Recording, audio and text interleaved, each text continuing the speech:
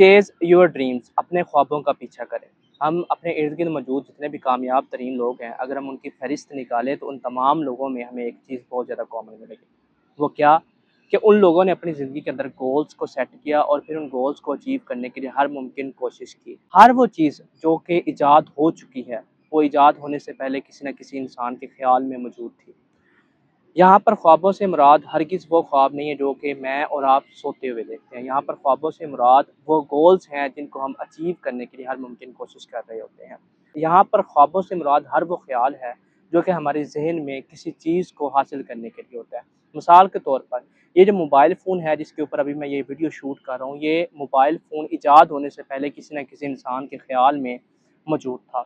اسی طرح ہی ہم اپنے ارد گرد موجود جتنی بھی ایجادات دیکھ رہے ہیں وہ بھی کسی نہ کسی انسان کے خیال میں موجود تھیں۔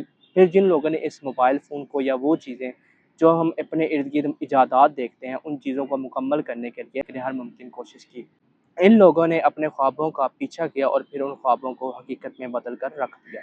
ہم لوگ بھی اپنی زندگی میں کامیاب ہو سکتے ہیں اگر ہم لوگ اپنی زندگی میں اپنے گولز کو سیٹ کریں اور ان گولز کو سیٹ کرنے کے بعد ان گولز کے اوپر انتھک محنت کرنا سٹارٹ کر دیں۔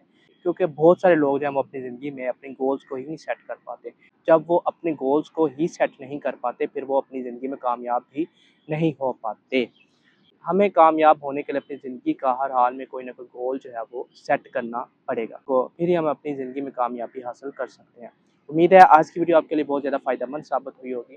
Thank you so much for watching this video. جزاک اللہ۔